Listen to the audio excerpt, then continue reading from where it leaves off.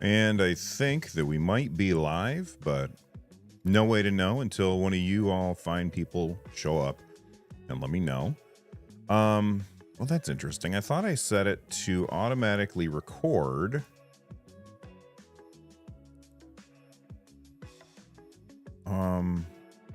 Wonder if I have to hit start recording.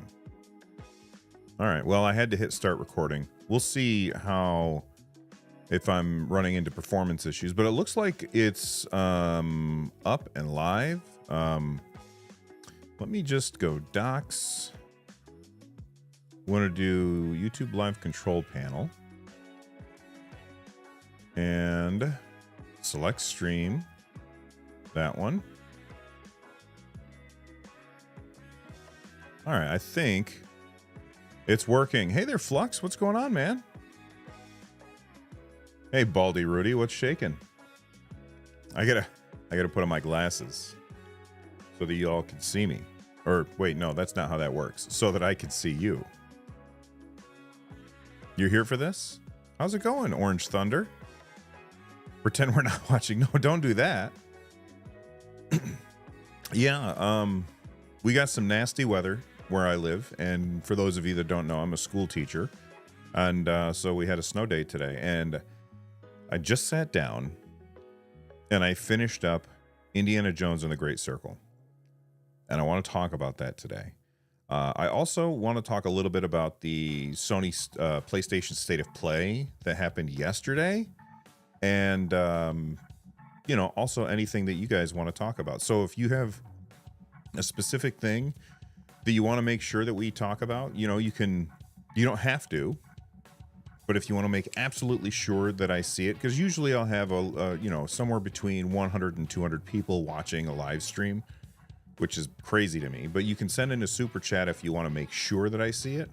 And then if it's appropriate, we'll talk about that, or you can just use the regular chat. And if I see it, then I'll make sure to address it. And don't worry, I'm not going to talk about spoilers at all for that game. It's just really, really great. So let's start off and talk about Indiana Jones and the Great Circle. Let me know how the audio is. I got some music playing from Epidemic Sound right now, and I want to make sure that it's not like drowning out my voice. All right, let's talk about Indiana Jones and the Great Circle, and I'll watch chat to see if you nerds have some feedback on the audio. So just finished the game, like literally an hour ago. I finished the game, and I actually sat through the credits because I felt like they earned it. Man, did the credits go on for a really long time. Somebody in chat was asking just a second ago, what did I play the game on? I started it on Xbox, and then Carrie, aka the Fox, sent me a Steam version of the game. So I was playing it on my ROG Nook, which is a little laptop form factor. Well, it's a laptop that is not a laptop. It's a desktop form factor. It's a very small, like 1 liter case, and it's got a laptop version of the 4070 in it, which isn't super powerful, but that's fine. And that's how I played it. Now, at the beginning of the game, everything was great, but after a while, I started running into VRAM issues where my system just did not have enough VRAM to do what I was doing or asking it to do. So once I got to a certain level where there were lots and lots of plants and dense foliage, I had to turn some things down. But honestly, the game is still gorgeous, and it still looked great, and I had so much fun playing it. But that's what I played it on. Now, as far as story, I'm not going to spoil anything about the story, but there were twists and turns I didn't expect that really blew me away. And how do I want to say this without spoiling it? At the end, they brought it back to something that was familiar and I didn't see coming. And I really, really enjoyed it. All of the characters were fantastic. The voice acting was phenomenal, especially the guy who plays Emmerich Voss, like he's like the antagonist in the game. His voice acting is unbelievable. And I think he's going to get overshadowed by Troy Baker, because Troy Baker's doing this masterful impression of Harrison Ford. But the guy that played Emmerich Voss did an amazing job. So, you know what? Honestly, so did everybody. Everybody in the game's voice acting was unbelievably good.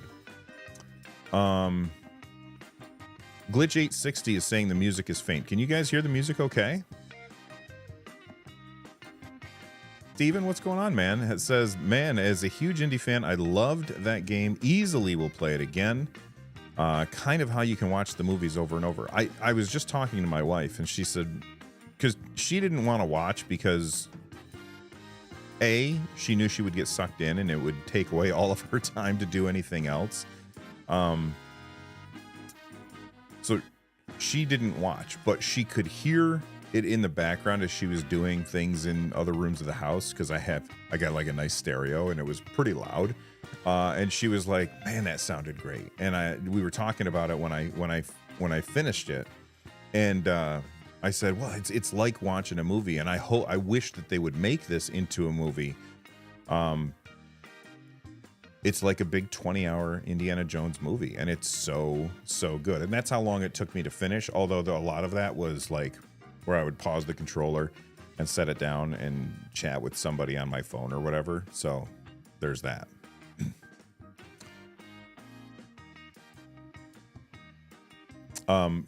Let's talk about the mechanics of the game real quick. So, let me just do that. I just want to see what happens. I think I got to click over here. I don't know if it worked. I'm trying to put in, like, I'm recording this as I make my video. So I think I set up like a thing that will put little markers in my recording. That way, if I decide to edit this down, we'll find out if that works or not. Anyway, the mechanics of the game. So it's mostly a stealth game, which I was not really expecting. And it's like you spend a lot of time crouched down with a little vignette around the outside of the screen to indicate that you're stealthing. And I really, really enjoyed it, especially on some levels where like there's just Nazis everywhere. And so you got to like find like wine bottles and stuff and throw them so that the enemy will hear something. They'll be like, what was that over there? And then they go look, and then you could sneak up behind them.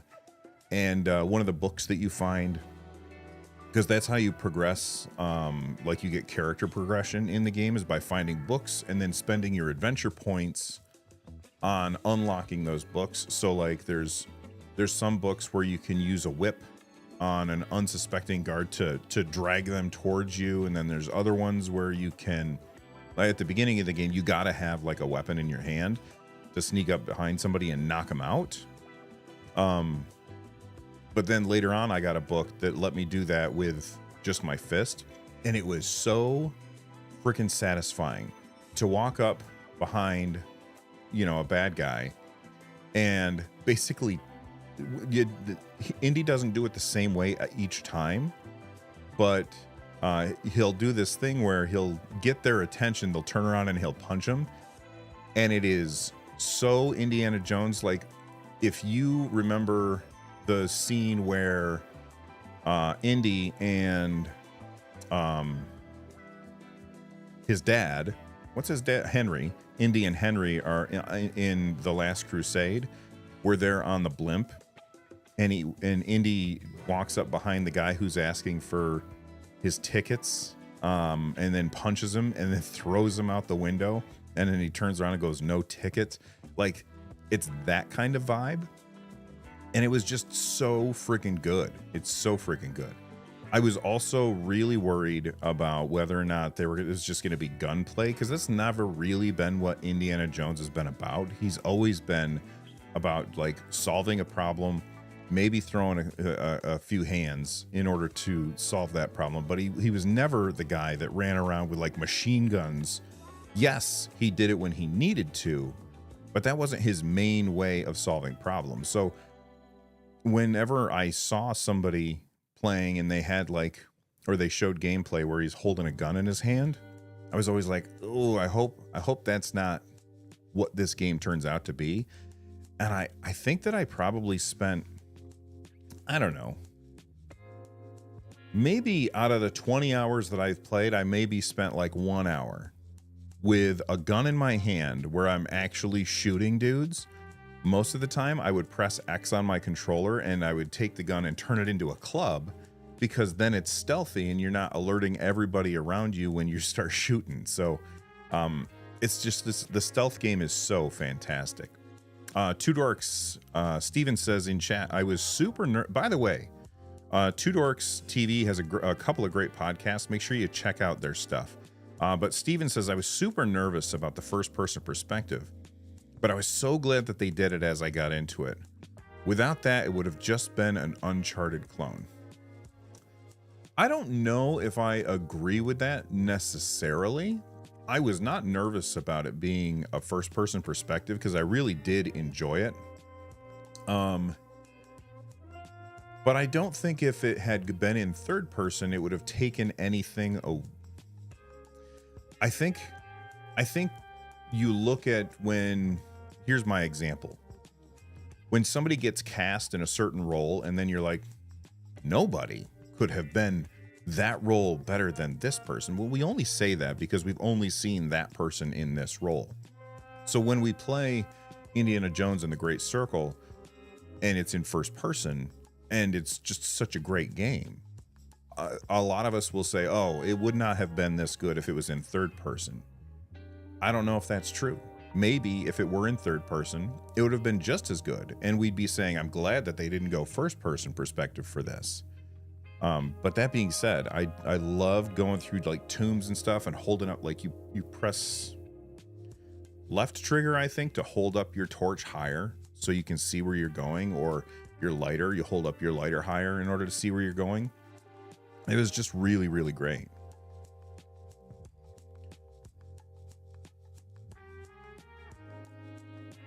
Zazzlefrack says, just remember, Indy kills that dude with a sword in Raiders. Indy is an ice cold killer. Yes, he is. He absolutely is.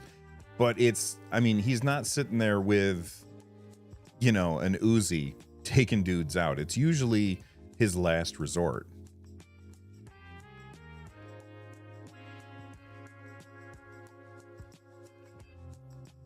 Baldy Rudy says, my wife is a huge Indy fan and stopped to watch, and we went through it together. This game got our son into the movies. It's so dang good. It is really, really good.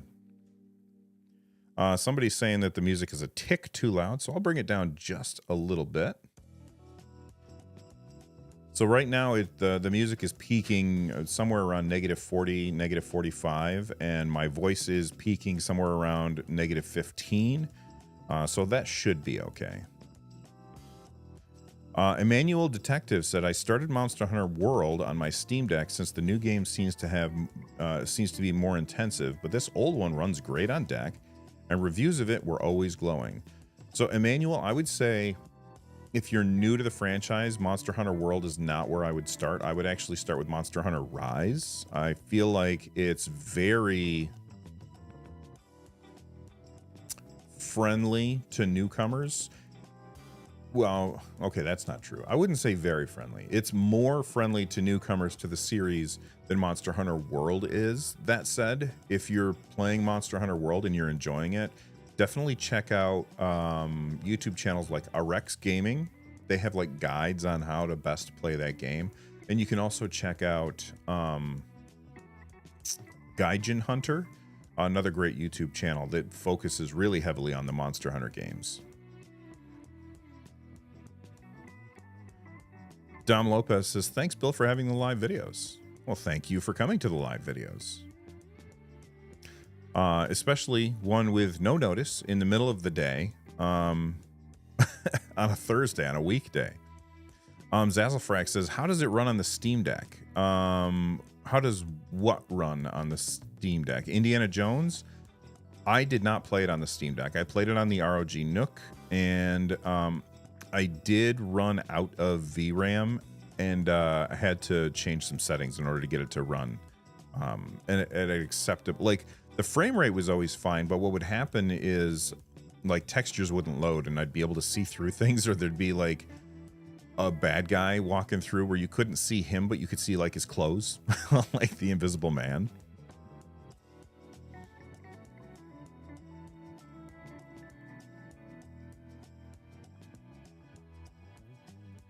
Rise is a starting point. Yeah, I do think Monster Hunter Rise is a really good starting point.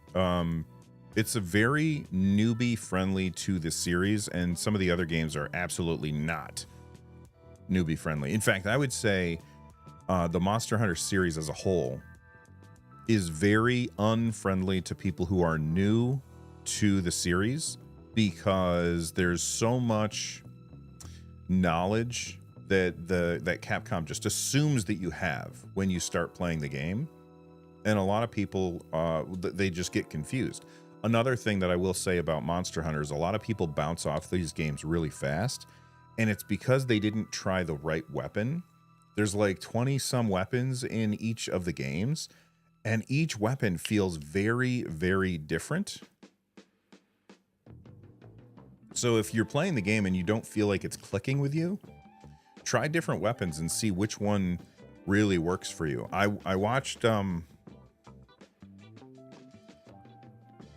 hold on, I gotta ban somebody. There we go. I watched the State of Play, the PlayStation State of Play, which I'll talk about in a second. I watched the State of Play, and I was watching Monster Hunter Wilds.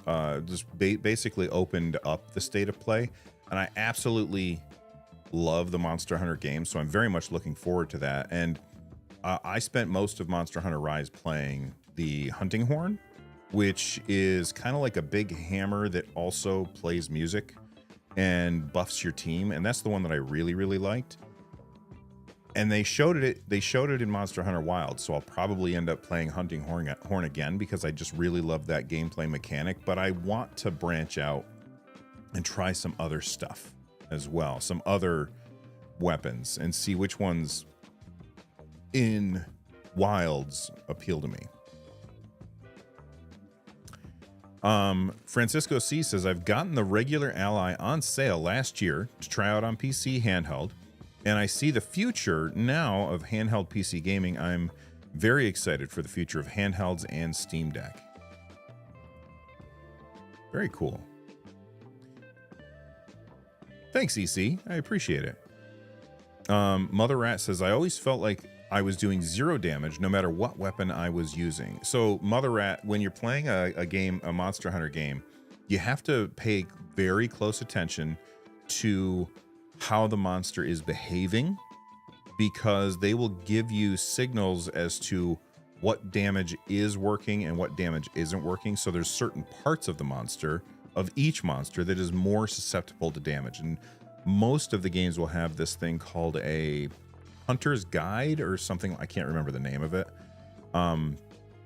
So basically, you open it up and it tells you, oh, this monster is like, don't hit him in the head, because they're resistant to damage when you hit them in the head. And you'll also have monsters that are resistant to certain types of damage. So let's say I'm using the hunting horn, for example, which is blunt damage.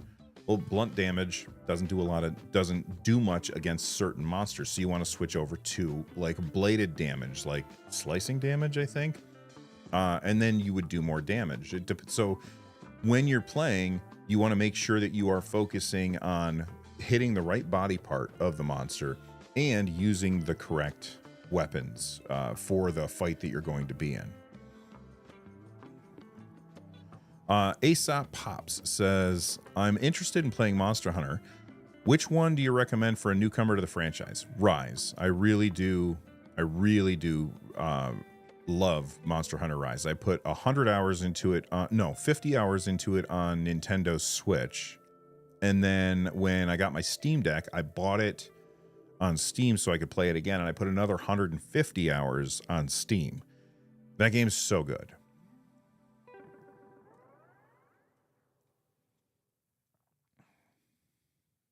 Tudork says, I've been using GeForce Now on my Steam Deck, and it's blown my mind. Battery lasts forever, and I get really great performance. Cloud gaming is amazing. I would agree. but I would say cloud gaming is amazing if you have decent internet. If you have crappy internet, do not even attempt it because it's just not going to work very well for you. But of all of the different cloud gaming things that I've tried, and I have tried almost all of them, Stadia was the best. Had fantastic resolution and great input latency. Xbox is the worst. I have not tried very much of the PlayStation version. I tried Boosteroid, which I was not a fan of. By the way, Boosteroid, they have like bots out now, like flooding my channel with a bunch of bot comments talking about Boosteroid. So Boosteroid, stop doing that crap. That's garbage, and you're not actually doing anything to help your cause. But as I also tried Shadow Gaming, which was okay. Again, it felt too much like I was renting a PC and I had to do like PC things, which I just wanted to play games. Right now that Stadia is gone, GeForce Now is the best as far as cloud gaming goes, in my opinion.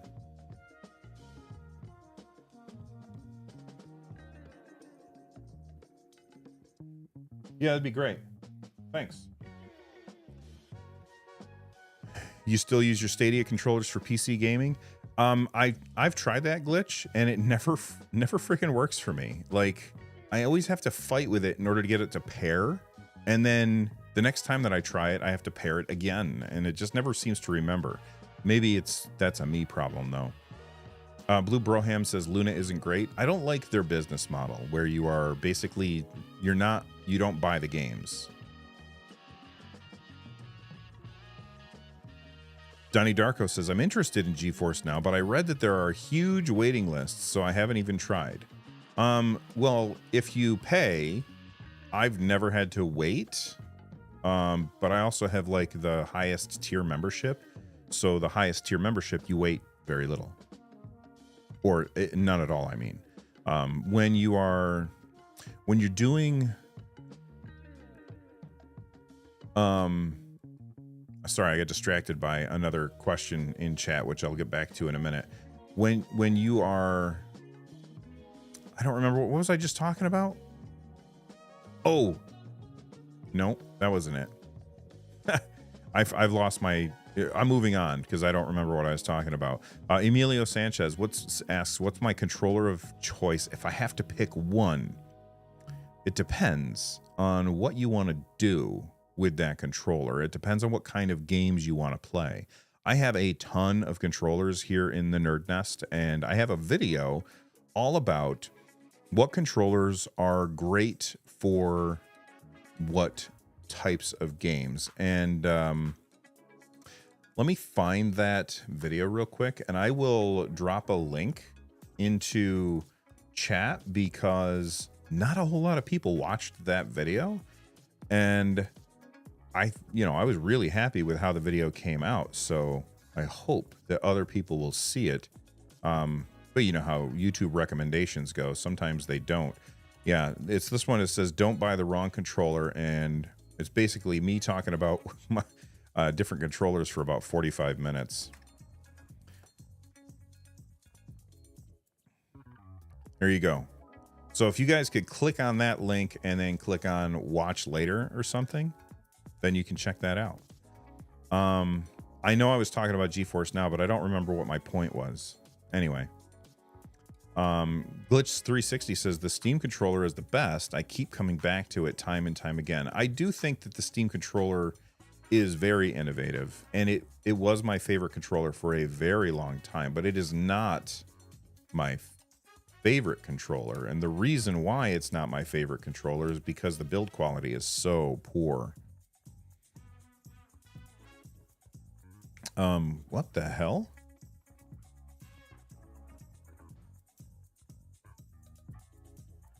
MHE Elm.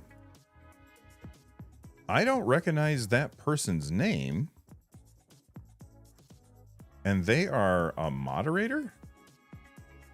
M Helm, no offense, I'm going to remove you as a moderator, not because you did anything wrong, but I don't remember adding you as a moderator. It's probably something I did a very long time ago when I was doing more live streams. So it just makes me a little nervous having a little Did my camera just shut off?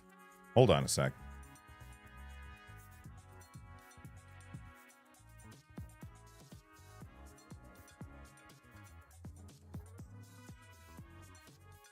Can you guys hear me?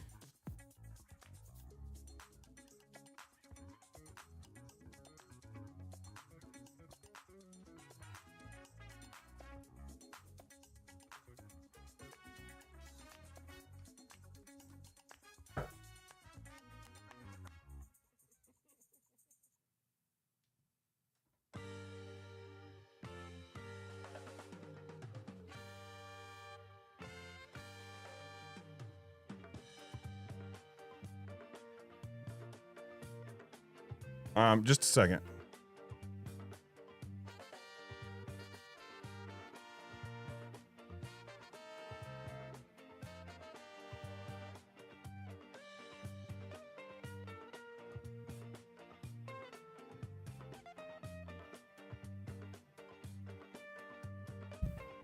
I think my camera overheated. So I have a little fan. Should be back now.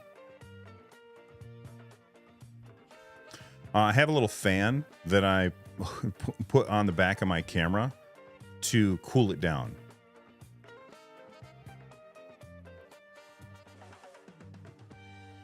Let me know if you guys... Okay. Blue Broham said I'm back. Okay.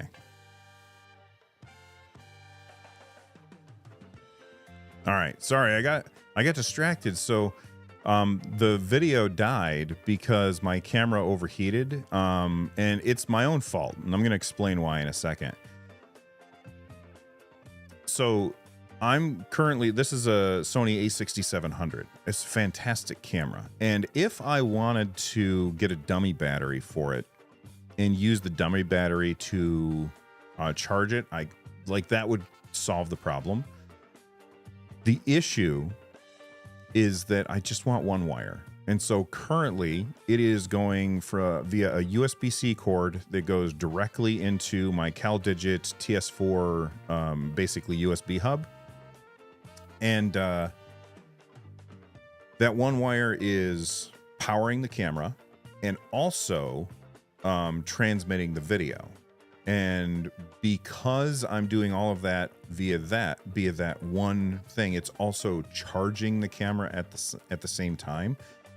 It generates a little too much heat. Now, if I use two wires and put a dummy battery in, then that dummy battery wouldn't heat up and my camera wouldn't overheat. So my solution is, because I only want to have that one wire, is I have this little fan that hooks into the back of my camera to keep it cool. And I thought, hey, if I stream, I'm not recording, so maybe it won't overheat.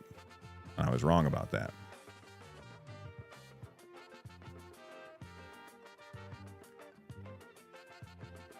No. So yeah, Emilio Sanchez, I'm not going to talk about the person that I banned. The reason that I banned them isn't because they did anything bad. It's for some other reason that I'm not going to get into. Yeah, M Helm caused the overheating. It's all your fault, M Helm. Mr.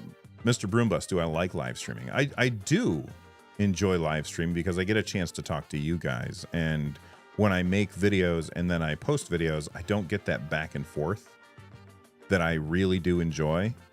I've been live streaming way longer than I'm making YouTube videos.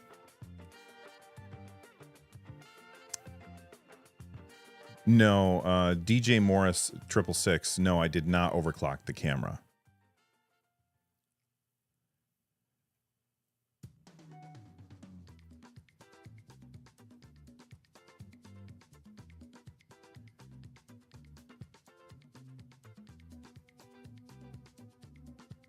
It didn't sound confrontational. I just didn't want to explain why I banned that person because for reasons. Spencer Cunningham says, going on a cruise in 2 months, what low power games should I install? Well, I would say, I gotta be honest, I don't really like bringing my video game systems with me when I go on vacation. I would prefer to focus on the cool things that I'm doing there and not worry about video games. That said, if you are looking to fill in some downtime, totally understandable. I would say pick up Animal Well. Unbelievably great game. Tiny little footprint. Doesn't burn through your battery quickly at all. I think that's a really good one. Another one that I would say would be Peglin, which you play as a goblin, and it's a roguelike Peggle game where you've got all these little pins and you drop a thing from the top. Really, really fun game. And, you know, can't go wrong with Balatro.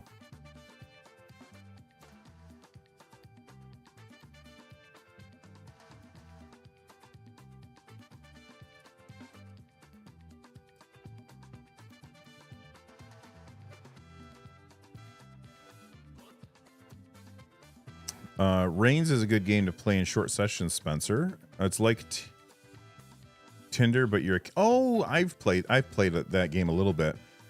So basically, people bring you problems, and you're the king, and people bring you problems. You have to like do some kind of way to solve their problem, and some people like the way that you solve their problem, and some people don't like the way that you solve their problem, and you kind of got to try and keep everybody happy. I only played the tiniest little bit of it, though. DJ Morris 666 says, not sure you mentioned it in the last Nerd Nest, but the new racing bundle is Fanatical has some great games. Oh, that's awesome. I'll have to tell Jimmy about it because Jimmy is a huge racing fan. I don't like most racing games. I'm just not a fan of. That said, Forza Horizons and GTA, no, not GTA, GT, Gran Turismo, there we go. Gran Turismo 7 on PS5, phenomenal racing games. Mix 10 says, did I get the Odin 2 Portal? No, I did not get the Odin 2 Portal. I would love one just so I can make a video about it, but I didn't get one. Let me look for State of Play 2025. See if I can get a list of everything that was in the State of Play so that we can talk about it. Why is my...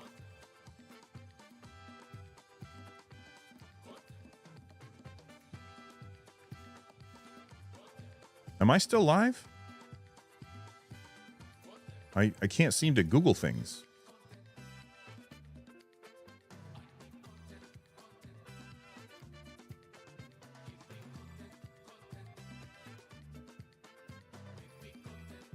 That's so weird. First name says, did I ever play Massive Chalice? No. Mr. Bombas, what's my favorite game of all time? That's tough. A few years ago, I would have said Breath of the Wild, without a doubt. Absolutely loved that game. But then Tears of the Kingdom came out, and I felt like Tears of the Kingdom took everything from Breath of the Wild and turned it up to 11, made it even better. But would Tears of the Kingdom even be as good as it was without Breath of the Wild? No. So it's really tough for me to distinguish between which of those two I think is better. But if you take the two and put them together, then the new Zelda games are my favorites.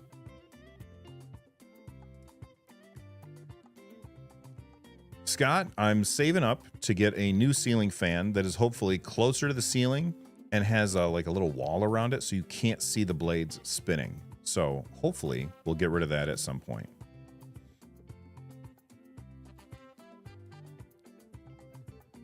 Yeah, this is not, Google is not working. Let me try opening a different browser.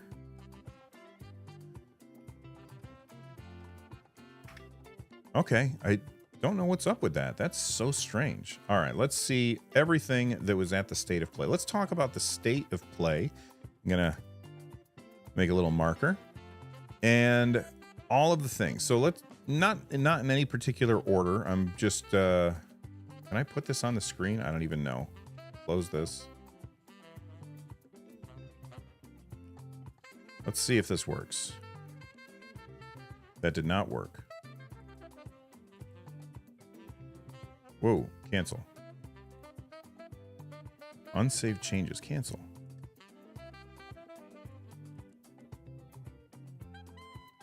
I don't know what's going to happen. I'm going to hit a button and things might die. Okay, here we go. Window capture. There we go. Okay. And let's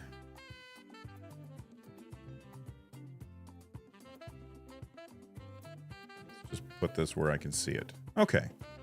So taking a look at IGN's website, PlayStation State of Play, everything that was announced. We had a brand new State of Play. Let's take a look at each one. So Saros is the official next game after this. This one I wasn't super interested in. I know that people love Returnal.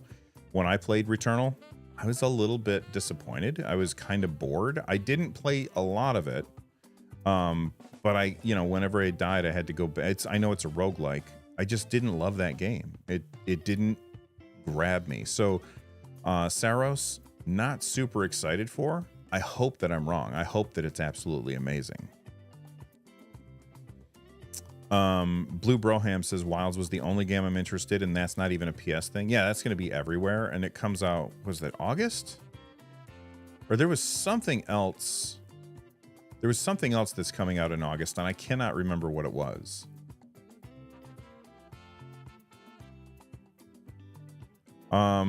Okay, right here. This is also something that's going to be everywhere. Metal Gear Solid Delta Snake Eater. We've got this is the thing that's coming out in August, I think. August 2025? Yeah, August 28th, 2025. I'm not going to hit play on this because I don't want to get claimed. But I'm very excited for Metal Gear Solid Delta, and here's the reason why that I'm excited for Metal Gear Solid Delta. I've only played a little bit of the first Metal Gear Solid. I haven't played any of the other Metal Gear Solid games.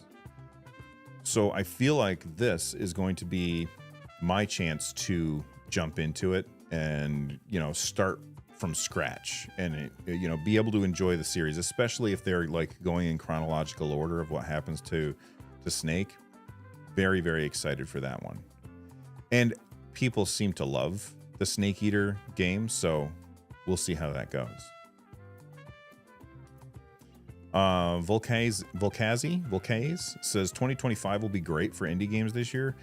We talked about this extensively on the last episode of the NerdNest podcast, which if you are just watching this and you don't know anything about me, I host a show called the NerdNest podcast. It's a weekly gaming show.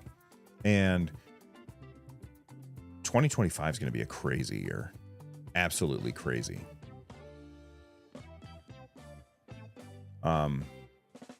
What is my favorite console? It's got to be... are we talking current or retro? Current is probably PS5. Retro, Super Nintendo.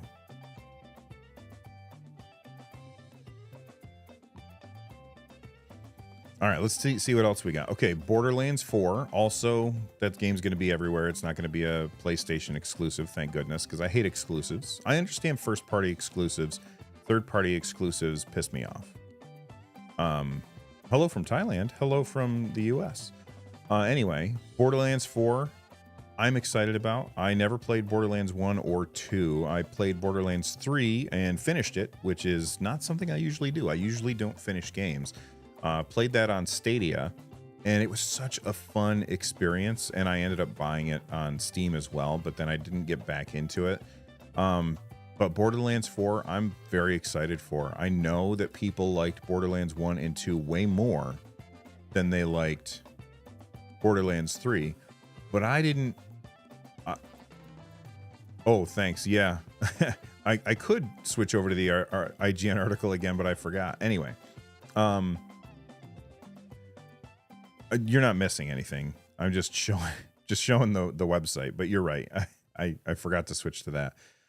Borderlands 4, very excited for it. I don't have the baggage of saying, oh, Borderlands 3 was a step down, because that was my first one, and I had so much fun with it.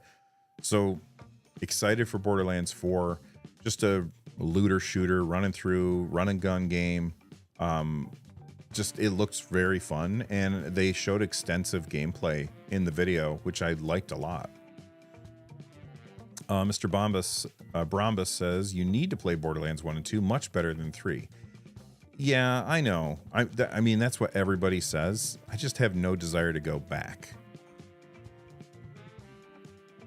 Emilio Sanchez says, I would be more hyped for 4 if it wasn't on Unreal Engine 5. I can understand that, but I don't care what engine they use to play a game as long as I can play the game and have fun with it. Like, I prefer not to even think about what engine something's in. Although, speaking of Monster Hunter Wilds, which we talked about earlier, people are saying that the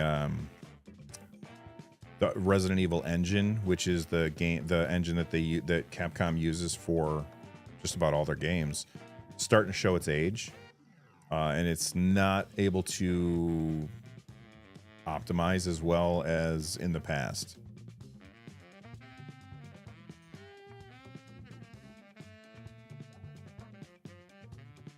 That's understandable, Emilio. It might just be because of the way that devs are using that engine. But you might be right, too. All right, what else we got? Okay, Onimusha, The Way of the Sword. New trailer shows off gameplay and protagonist. I have to admit, I have never played an Onimusha game. I'm not particularly excited about this. I would love to hear why I should be excited about it. So if you guys think that I should be excited about Onimusha for some reason, tell me why. DJ Morris 666, Bill, did you play any Yakuza games? Thinking about getting into that series. Yes, I played. I can't remember which one it was. I didn't finish it because the games are really long. It's one of the more recent ones. And Yakuza, I think it was Like a Dragon. I think it was the first Like a Dragon game, but I'm not 100% positive. I remember, like, one thing that I remember that might help somebody tell me which one it was is at one point very early in the game, you're hanging out with like this guy's son, and his son is in a, like, your job is to like be basically this guy's bodyguard, and he's like this kid in a wheelchair, and that's all. I can't remember much about it, but yeah, Castanova Gaming says Yakuza is a very time-consuming series, but so very worth getting into. That's the thing, is when games take a really long time to beat, I don't have the attention span to stick with it for long enough. The only kind of games that I stick with for a very long time are games that don't have a story, where I don't have to pay attention, and so I can like put on a podcast or just chat with people while I'm playing. Those are the ones that hold my attention for the longest. The games that have a story, I usually cap out around 20 hours and then I'm done. I don't want to play anymore after that. Treasley says, Bill, what about Mass Effect? That's an oldie AAA like us. What's your take on another one coming out? Ooh, that's a good question, Treasley. So, whoops, I hit the wrong button. Didn't know that would happen. All right. So when it comes to Mass Effect, I played the first one, loved it. It was so good. And then when the second one came out, they fixed everything about the first one that I didn't like, and I loved that one too. Mass Effect 3 came out, and I know a lot of people hated the ending of it. I never got to the ending because my Xbox 360 either stopped working or I gave it away. I can't remember which one it was. I'm pretty sure it stopped working, and then we got it fixed, and then I gave it away. I can't remember, but I lost my save, and I never got back to it. And then when the Xbox Series came out, I ended up buying the Mass Effect trilogy, like the remastered or the up-res version of it. And I was playing through the first one again, and I had already done it, and it didn't hold my attention, so I stopped playing it, which is a shame because I really do like those. I never played Andromeda. I feel like it got a lot of hate for being shipped buggy, and that's just the way games are these days. It's irritating that games are super buggy, but at the same time, when you're making a game that huge, you're going to have lots of bugs that need to be fixed, and it's easier to get those bugs fixed when you have a lot of people reporting those bugs. So I can understand why games sometimes ship with a little bit of jank. That makes sense to me, unfortunately. If we want less jank, we need smaller games. That being said, with Mass Effect Andromeda did so poorly, I'm okay not revisiting that series, but I'm always also okay giving it another shot. And so if Mass Effect is getting another version, which I think that there's rumors that it is, I'm looking forward to trying it out, and I'm not just going to assume based on my previous experiences that it'll be good or bad. Tudork says Andromeda was good, but I think people had a hard time accepting a new team. Yeah, I think a lot of people were like, well, I just want to play as Shepard again. Mr. Bombas, do I have a good PC? I don't know, Mr. Bombas. My PC is the last year's ROG Nook, which it has a 4070 laptop in it. It's fine. I would love a more powerful PC, but, money doesn't grow on trees. Indie devs are the best. I don't necessarily think that's true. I think that, you have some indie devs that are amazing. A lot of indie devs put out shitty games. You have some AAA games that are amazing, and some AAA games are shitty. And when people are always like indie is always superior than AAA, I don't think that that's necessarily true. And the same is true in the opposite direction. When people say indie games are, shovelware or something like that, yeah, there is a lot of shovelware, but there's a lot of really, really good stuff. So I don't like making those blanket statements like that. James Lewis says, when you say Nook, the first thing that pops into my head is the Barnes & Noble's Nook. The first thing that pops into my head, James, is Tom Nook? The little raccoon guy that you rent stuff from in Animal Crossing. Glitch860 says, a custom PC is the way to go. You're right about that. You can build a custom PC for a lot less money than you can get a pre-made PC like the one that I'm using. The reason I prefer pre-made PCs is because I don't want to have to do all the troubleshooting. I don't want to have to fight with it. I just want to turn it on and have it work like a console, which is why I'm so hopeful that Valve ships a console-like PC that runs SteamOS that I can just plug into my computer or into my TV and ignore.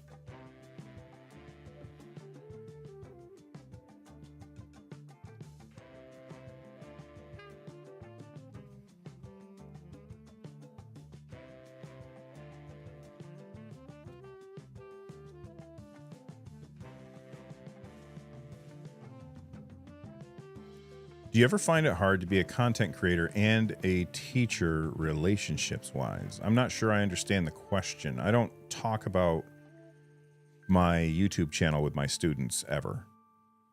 Clayton Morris just sent in $1.99 super chat. Thank you, Clayton. Appreciate the support, man. Do I take suggestions for who you should have on the podcast guests? No. Well, I mean, I'll listen to your suggestions, but people are always suggesting you should have this person on your show. You should have that person on your show. And I only invite people on my show whose opinions I value And just because somebody gets suggested and I don't have them on my show doesn't mean I don't value their opinion. It most likely means I don't know their opinion, and I don't have time to watch other people's content. I watch very little video game content on YouTube. I only watch my friends' stuff, basically. Clayton says, am I playing more PC games these days? I am playing more PC games these days, mostly because I have an okay PC, and I really like the fact that Steam is always backwards compatible. So no matter what computer I'm playing on, I could have access to my whole library. Lewin says, a little off topic, but your video looks crisp. What is your camera setup? So currently this is, and we'll get back to the state of play in a little bit, but this is a Sony a6700, which came out last year or the year before. I can't remember which one. The lens that I have on it is Sigma f 1.4 14. I have two of those lenses. Let me grab another lens and I'll tell you, because I can never remember. So, take off my glasses so I can see the up close stuff. Sigma 16 mil f1.4. This is the same lens that I have on this camera. I have two of them because sometimes I want to use two cameras. I have a top-down camera as well, and I like to have it match, like the look match between them. So that's why I have two of these. Fantastic lens, by the way. On top of that lens, I have both a black mist filter, which gives this right here a little halo around it, like the highlights in the background kind of glow just a little bit. That's because of the black mist filter. And then I also have an ND filter on top of that, which allows me to adjust how bright or dark the scene is without changing my aperture, shutter speed, or frame rate. And I found that this is a really, really good setup, and that's going into my MacBook directly via USB-C. Hopefully I answered your question. All right, let's take a look at the state of play again. All right, next up, we had a single-player action game, Tides of Annihilation. Oh, this is the one. I thought the graphics looked really, really great in this for this game, this Tides of Annihilation.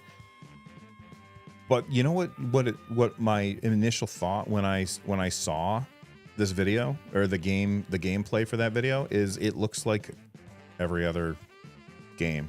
Like it's pretty, but the combat just seems like every other game out there. And so I wasn't terribly excited for Tides of Annihilation. What do you guys think of Tides of Annihilation? Did that one look good to you? Oh, and back to the camera setup. I'm currently streaming this through OBS, 4K, 20,000 kilohertz, so 20 kilobits per second, so 20 megabits per second essentially, using the AV1 encoder, and it's all going through my Mac. Treasley says, Bill, you and Russ's videos are the only ones I have a bell toggled for. I appreciate your everyman take on everything. That's one thing that I try to do my best is, there's obviously going to be a lot of videos out there when they talk about a piece of hardware or a game, and they're constantly talking about ideas where they really get into the weeds on performance and stuff like that, or they say, if you do these 6 things, your game is going to run better. But I always want to say, well, what's it like? What's the out-of-the-box experience like? Because that's how most people are going to be playing these games or using these systems, is they just take it out of the box and start playing it. And so that's what I usually like to focus on. Just to give a perfectly clear example, I played, I got the Steam Deck. I got an early review unit for the Steam Deck. It arrived at my house like 2 days before the Steam Deck was actually launched. And I had a lot of people saying, Are you going to mod your Steam Deck? Are you going to add plugins? Are you going to do all of these things? And my answer to everybody for a full year was no, because I want to show what this thing is going to be like for the average consumer who's not going to know how to or be interested in doing all of those things.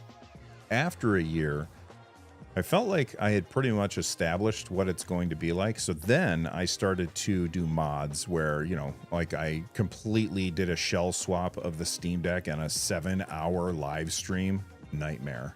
Absolute nightmare. Took forever. But it worked really well. And then I started doing plugins and stuff like that. But for the most part, I do try and keep this channel to be very everyman.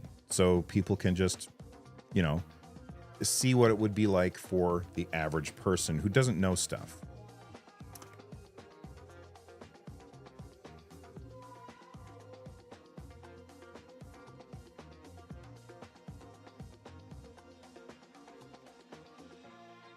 So Jasper, no, I've never seen their videos. Like I said, I watch very little gaming content on YouTube. Most of the content that I watch on YouTube is podcasts, which, you know, so the podcast that I listen to are Core. That's a video game podcast. And then Friends Per Second. That's another podcast that I listen to. And Play Retro, which is an old school gaming podcast. Other than that, most of the stuff that I watch is about movies and TV shows and that kind of thing, or a ridiculous amount of content creator stuff like DaVinci Resolve tutorials, lighting tutorials, camera tutorial, like that kind of stuff. That's most of my YouTube consumption. So most video game content creators, I don't know who they are.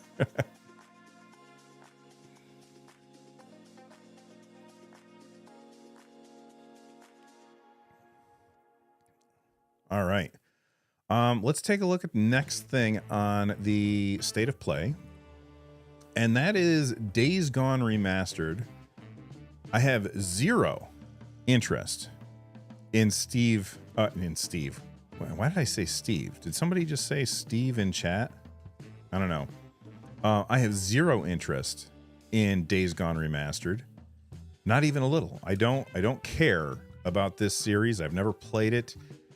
It seems like just another zombie game, and I'm uninterested in just another zombie game. All right, so Plus games, I don't really care about Plus games. I don't even remember Mind's Eye from this. Leslie Benzi's Mind's Eye gets a gameplay trailer and summer 2025 release video or window. You know, I'm going to try playing this. I'm going to mute. What game is this? I don't remember this. Oh, I do remember this. Okay. That one actually looks not bad. I like the way that car looks. A cover shooter. Okay, I'm slightly interested in this. Depends on if it's a short game or a long game.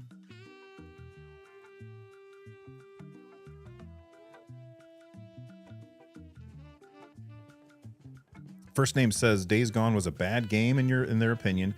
Didn't even feel like AAA. How does AAA feel?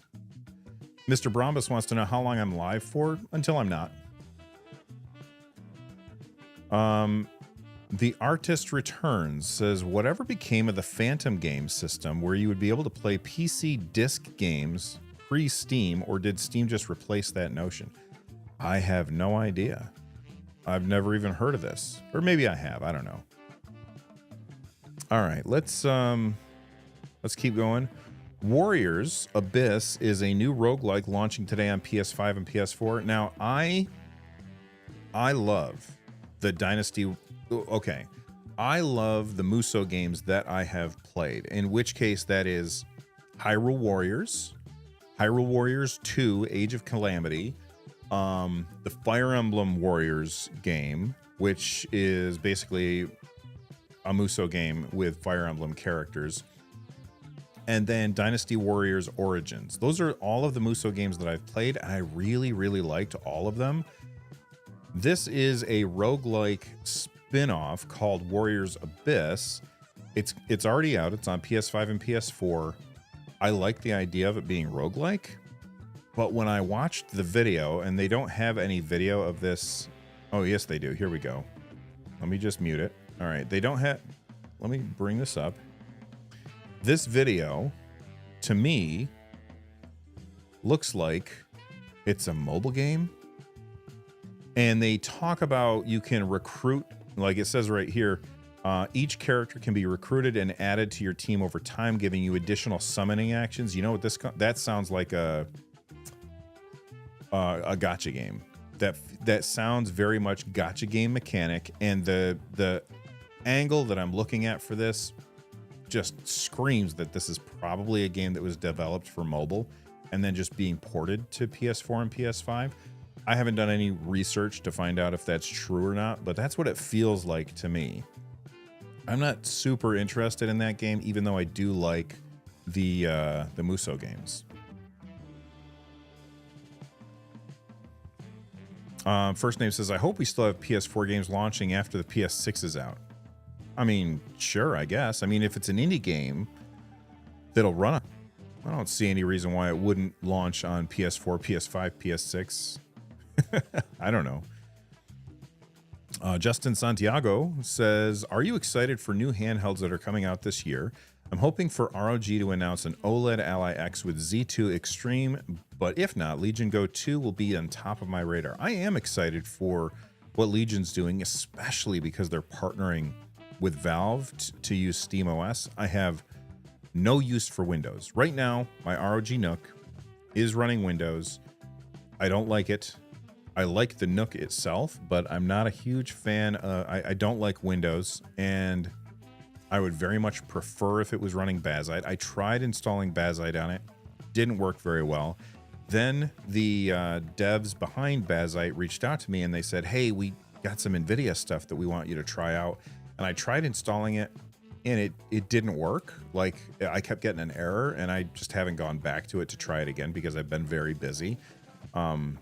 I did see that they've got, it's currently in beta, and I want to try it again, but I just got to find the time to install it. But as far as all the other handhelds that are coming out, anybody that partners with SteamOS, I think that they're making the right move. Is my work computer a Mac or a PC? If you mean the computer that I use to make my videos and stuff, it's a Mac. I'm a Mac guy. I got a phone. I got an Apple Watch. I'm a Mac guy. I'm a huge fan of what Apple does with their ecosystem.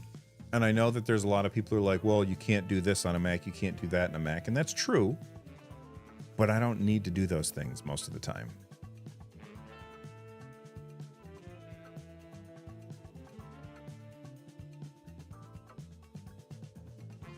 As far as ROG announcing an OLED Ally X with the Z2 Extreme, maybe.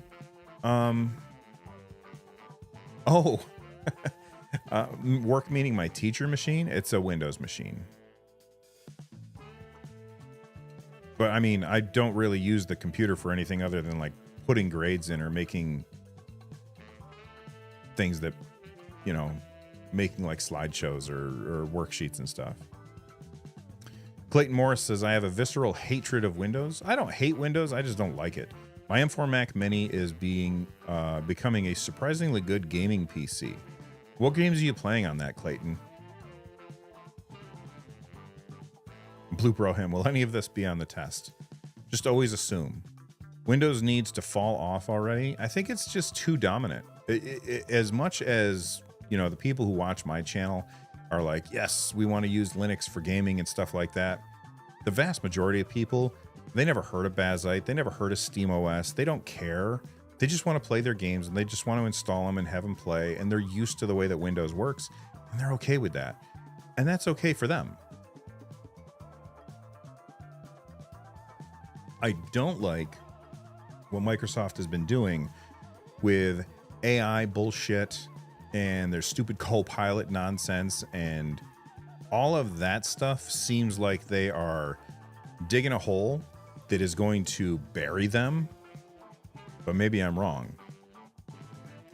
I also don't really like the AI stuff that Apple's doing either.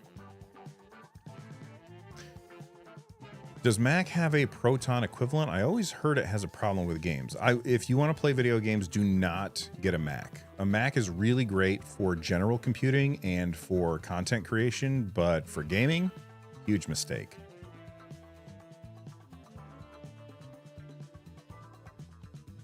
Oh yeah, the Macs are great for emulation if you can find the right emulators for it.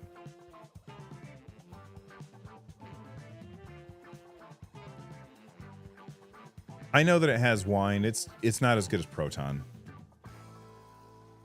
Let's go back to the state of play. And what's next on the list? We just finished Warriors Abyss. Oh, Sonic Racing.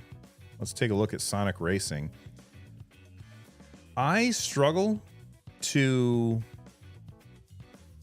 be interested in Sonic Team Racing, especially because there's a new Mario Kart coming, and every time that I've played a Sonic racing game, I've always felt like, well, this is just poor man's Mario Kart. I could just play Mario Kart and it's a better kart racer. Now, this might be an amazing racing game, and it could knock Mario Kart 9 out of the water. Plus, it has the advantage of being on all systems. It's not just going to be on the Nintendo Switch 2. It'll be on PlayStation. It'll be on Xbox. It'll be on PC. It'll be on Switch 2. There's one thing that I do like is how they have like if you watch the Sonic movies, which are fine movies, I guess, like the rings are like portals that go between worlds, and they are kind of bringing that into this. So you're, racing on one track, and then a random ring looks like it shows up and takes you to another track. That is a really cool mechanic that I like a lot, especially if they are indeed randomized. So you never know which track you're about to be on as you go through those rings. I think that makes a really interesting gameplay proposition. But it's not Mario Kart. And I love Mario Kart. When we were talking about Mario Kart on the podcast and Rich was like, who's asking for a new Mario Kart? I was like, I'm asking for a new Mario Kart. How could anybody not be asking for a new Mario Kart? You know what I mean? What do you guys think about Sonic Team Racing? Are you excited for it, or would you prefer to play Mario Kart? Emilio Sanchez says Sonic Racing Transformed is so good. I don't know which one that is. Jasper says, I actually have Steam installed on my work laptop for a good reason. I don't know what that reason is, but when I go to work, I'm working.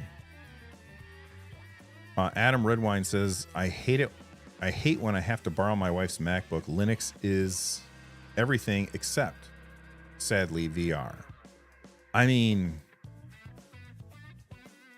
the Mac is essentially a Linux machine almost. It's based on BSOD, which is a Unix system, I think. And anything you can do on a Linux machine, you can do on a Mac probably. You just gotta get in there and get into the command line, I think. Wesley Rhodes says it really seems like Sony's trying to stick it to Nintendo. In what way?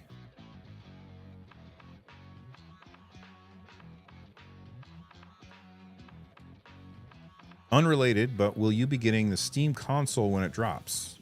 I mean, I hope that Valve will send me one, but if they won't, I'll buy one.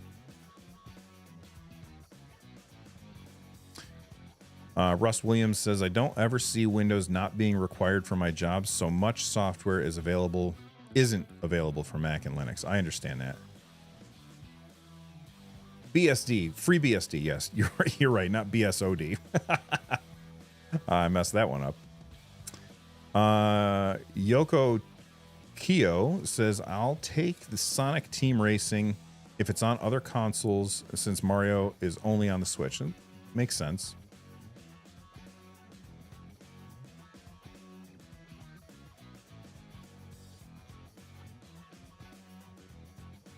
Never liked drifting on those games, even Mario Kart. Cool that it's on all platforms. I love drifting on Mario Kart. Like when you nail it, it feels so good. All right, let's see what next. Stellar Blade gets a Nikkei crossover DLC and a PC port release window. Cool, I guess. I don't care about Stellar Blade. Completely uninterested in that. It just seems like yet another game that you know what it reminds me of? It reminds me of, what is it? This, Tides of Annihilation. Like the same kind of combat over and over. It's the same stuff. It's the same game. Not interested. Let's see what else then. Lies of P Overture is a prequel DLC expansion set to be released this summer. That's cool. I didn't play Lies of P because it's a like a Souls-like is my understanding. Is yes, I'm older than 17. It's a Souls-like, and those games are not my jam. I'm not super excited about those. But you know, for the people who loved Lies of P, and there's a lot of them out there, I can see why they'd be excited about this. Emilio Sanchez said, I heard Stellar Blade is like Nier Automata. Could be good. Yeah, a lot of people really like Stellar Blade. It's a shame it got so caught up in like the grifter, anti-grifter bullshit that's out there. Bill doesn't like the waifu games. I'm not surprised. P.S. I don't like them either. Yeah, I'm not. I don't understand the obsession with that particular style of game. Castanova says Lies of P had a beautiful art style. It really does have a beautiful art style.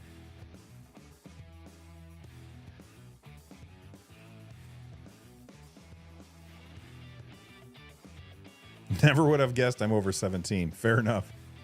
Anyway, the gameplay looks really good in Lies of P. It's just I know that I'm going to be fighting these bosses and getting frustrated. And I don't want to be frustrated when I'm playing a game. So, like, Lies of P is definitely not something that's for me. Hi Surf83 says, hey Bill, first time catching you live. Glad to be caught. Moving on, we have WWE 2K25. I could not care less about this game. And it seems like that's what I've been saying a lot for this particular PlayStation Direct. Most of the games just were not exciting for me. I never have played a WWE game. I actually have one of them because it came in a Humble Bundle, but I'm not a wrestling guy. I haven't been a wrestling guy since it was WWF and playing pro wrestling on my Nintendo Entertainment System so long ago.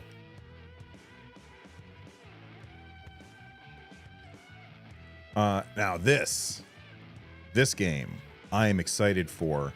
Shinobi Art of Vengeance. My hype level is through the roof for this. When Sega announced that they were bringing back a bunch of their old games and they showed off this, I was like, hell yes, especially because it is made by the same people that made Streets of Rage 4, which is a phenomenal game. Somebody asked earlier, what's a great game that doesn't really, break the power bank to bring with them on their cruise? Streets of Rage 4, incredibly fun game. Absolutely loved it.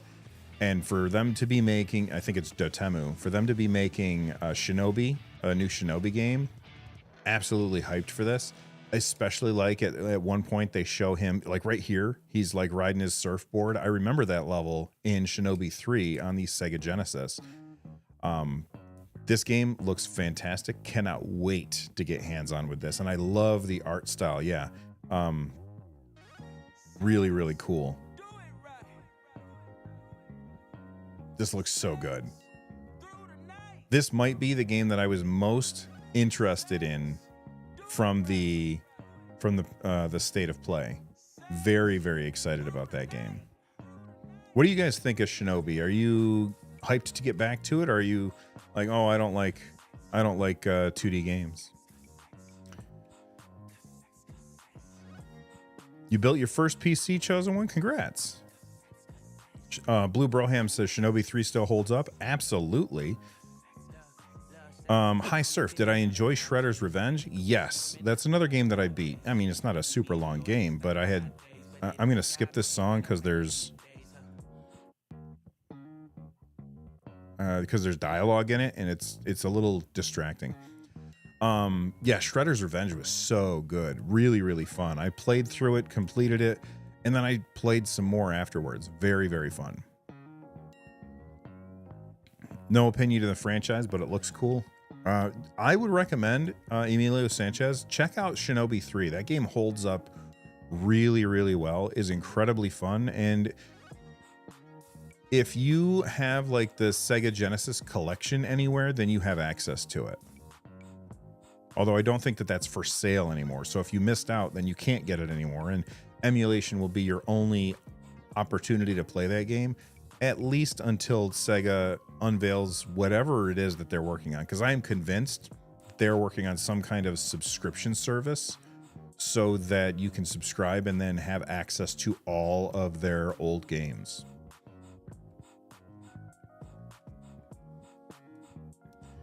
Question, what do you think about PlayStation and Nintendo possibly getting old Xbox exclusives, but Xbox players not getting any of their exclusives?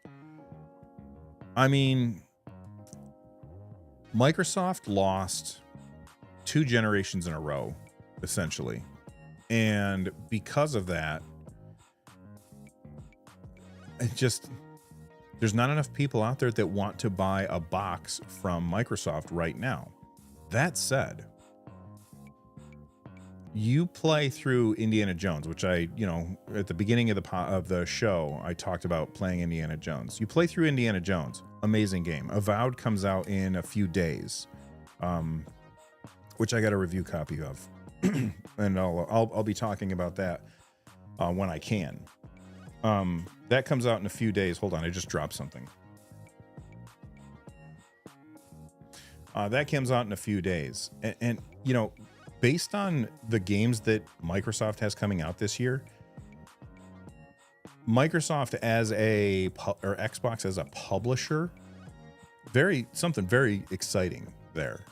And having their games available to everyone is good for everyone. That said, I don't like how much power this hands to Sony, because then they have the opportunity to really put the screws to customers without having that real intense competition.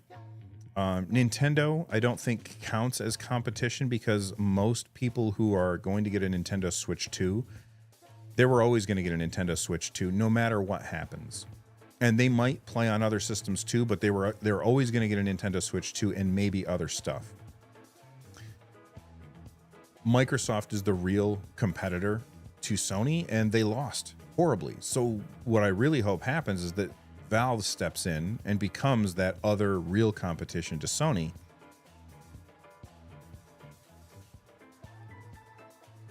I'm happy that people can play the games that they want to play on the platforms that they want to play them on, with the people that they want to play them with. Hopefully I answered your question. Sega needs to bring back Echo the Dolphin? Do they though? I played the first one a million times when I was a kid. Never got very far. It didn't really grab me. Wesley Rhodes says, with Astrobot, Digimon, and the new Sonic racing game, it really seems like Sony is trying to convince customers to stick with the PS5 or PS4 rather than buying the Switch 2. Well, I mean, Digimon, I'm betting, is going to come to Switch. Sonic Racing, I'm betting, is going to come to Switch. So I don't necessarily agree with that.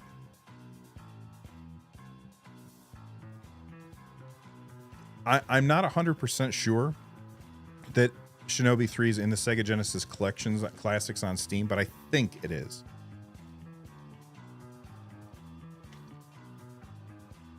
Won't they just put Game Pass on Switch too?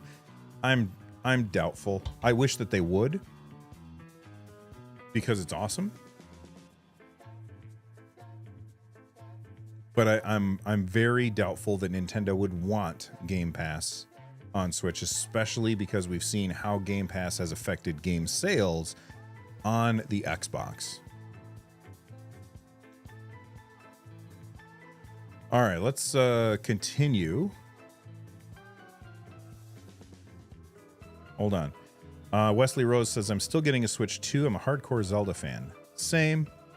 Yoko Kyo says, when I get that 100%, I'll say Xbox has dropped the ball for sure. And I was hoping they might try and get together with Steam for something, but who knows? Love your channel. Watch it all the time. Well, thanks for watching. I think that what Microsoft is doing right now is they're transitioning to just be a publisher, which is why they bought Activision Blizzard King. And they're going to put their games on other platforms, and people are going to keep seeing that Xbox logo. They're going to keep seeing that Xbox logo, and then they're going to hear, by the way, this game it comes with your Game Pass subscription. This game comes with your Game Pass subscription. Like, they're just going to keep getting inundated with, yeah, you paid for this game on your PS5, but it comes free with your Game Pass subscription. And then when the next Xbox comes out, because I don't think Microsoft is ready to completely abandon hardware, when that next system comes out, maybe people will be like, well, this is my Game Pass machine. I mean, that's how I treat my Xbox. It's a Game Pass machine. Blue Broham, thank you for joining and becoming a nerd. You're awesome.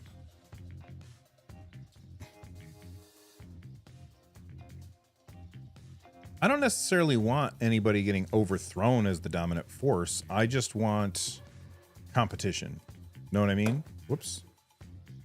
All right, let's keep going, and we'll take a look at this game right here, Metal Eden. It says Metal Eden is described as an adrenaline rush sci-fi first-person shooter, and players will be able to find out exactly what that means when it comes out on May 6th, which is not very far away. I like that, you see the wall running and stuff. It looks really cool. I like the combat and how fast the characters are moving. I think that this looks really interesting. And it says here you can throw the okay. So one of the most unique mechanics of Metal Eden is known as core ripping, which allows players to use a multi-tool to use its gravity beam to rip cores from enemies in your way. You can then throw those cores and create a nice little explosion. You can choose to consume the core, which will improve your melee attacks, mobility, and survivability. Which I can see how, like, when you grab a core and then you have a bunch of options in how you're going to use that core, that sounds really cool. I like that. I like that idea.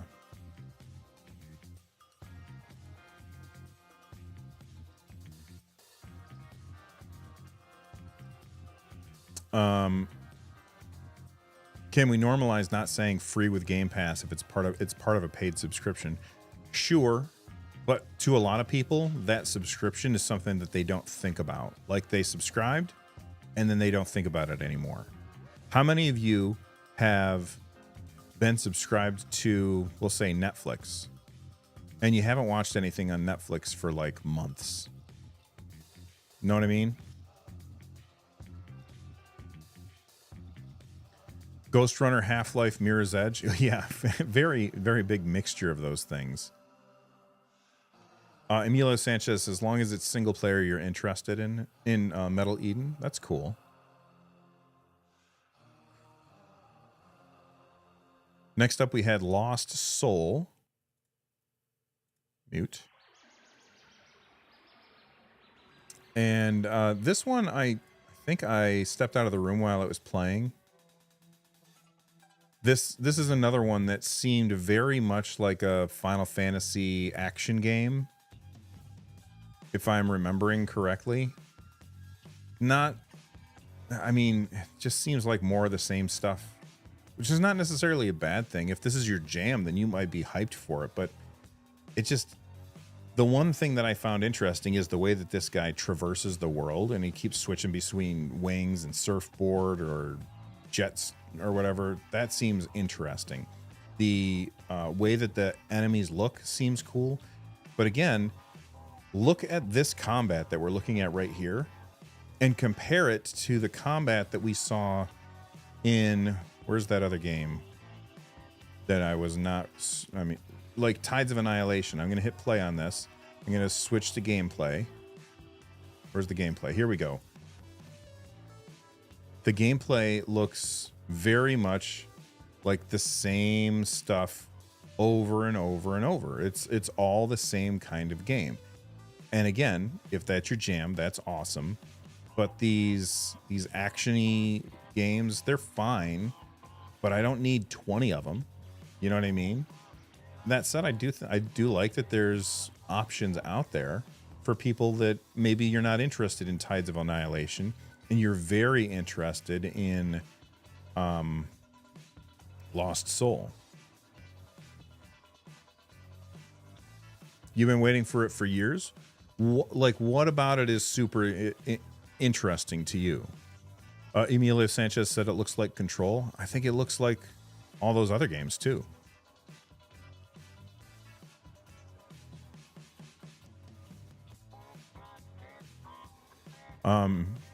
Let's see. Blue Broham says Netflix is included in my phone plan, but I'd never pay for it. YouTube Premium, on the other hand, can't live without. Oh yes, absolutely. YouTube Premium is one of the best subscriptions that you can get. It comes with music, so you can listen to music. Then you don't have to pay for Spotify or Apple Music, and you don't have ads on YouTube. Such a great combination. You can't find episode 1 of the NerdNest on Apple Podcast, so I'm not sure why that is. But if you want to watch episode 1 of the NerdNest podcast, it's here on the YouTube channel. That's where most people watch the show anyway. Like, the podcast will usually get downloaded somewhere between 4,000 to 6,000 times, but the podcast on YouTube will usually hit somewhere between 15,000 and 25,000, sometimes all the way up to 60,000 views. So way more people watch it on YouTube than anywhere else. Emilio Sanchez says Donkey made a video recently where he says the almost every new game is just a girl with a sword, and in a way we're getting a lot of sword games. I agree. I've never watched a Donkey video. I don't know anything about that guy other than he's the publisher of Animal Well, which is one of my favorite games from last year. But he's right. They're all the same thing. A girl with a sword. And if she's hot, then some people are okay with it. And if she's not hot, then they want to complain because they're ridiculous.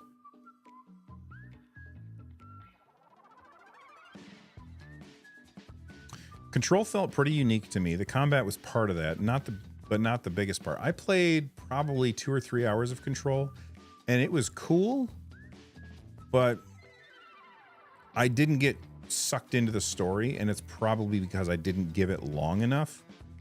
And like I said, I often get distracted by stuff.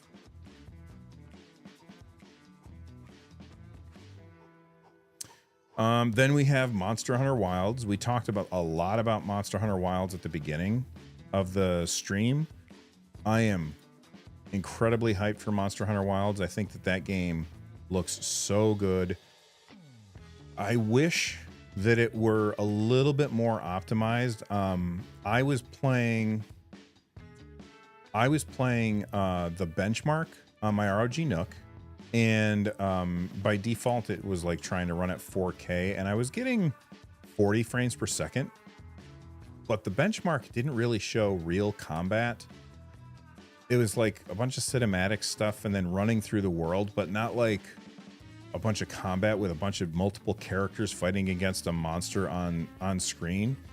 And that makes me very nervous. Then I lowered the resolution down to 1440p and I ran the benchmark again, and I was getting somewhere around 70 frames per second, which is great. I mean, that I have no problem with playing the game like that. I'm just worried that the game is not going to perform very well. What score do you give the state of play? I don't usually like to give things a numbered score, because whenever you give a numbered score,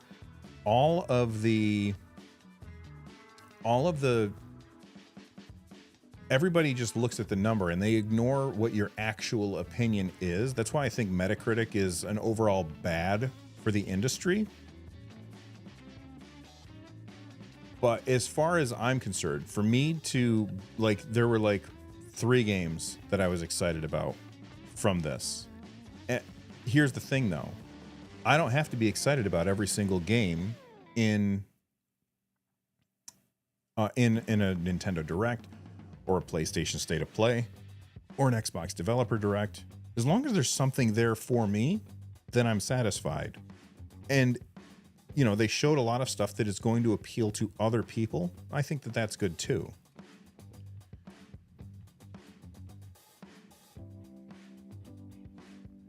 All right, I'm going to pause this. Let's scroll down. Okay, Split Fiction. Very excited for Split Fiction. I think that this game looks fantastic. It's from Hazelight, which is the same people who made A Way Out and It Takes Two, and very, very cool concept. My wife doesn't play video games. This doesn't seem like the kind of game that my son would be super interested in. I'm excited for it. I don't know who I would play it with. And yeah, you get basically 2 copies of the game when you buy it from them, and then you can basically gift that to somebody, and then you guys can play online, which is fine. But I think there's something lost about not sitting next to the person that you're playing this particular game with. So even though I'm very excited for it, and I love that Hazelight is doing more games like this, chances are I won't get a chance to really enjoy this game. Mr. Brahma says, what's the first game that I ever played? I don't know, but I have a core memory of playing Donkey Kong at my grandmother's bar in the summertime when I was a little kid.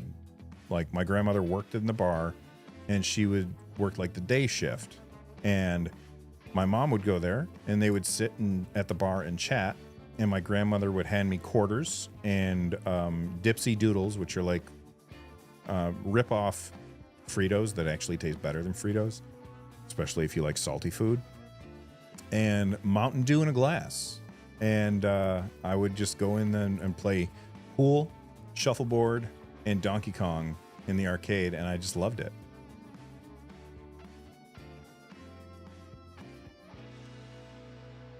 Justin Gray, for someone who's never played a Monster Hunter game, which do you recommend to start with?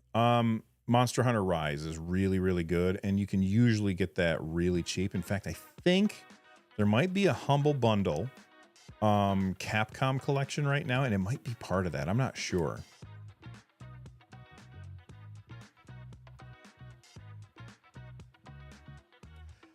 Emilio Sanchez, you guys mentioned Split Fiction and how Hazelight has a monopoly on the genre. It's not that they have a monopoly, it's that nobody else seems interested in making these games. Yes, Overcooked also makes couch co-op games, but they're a different genre, I think, than these.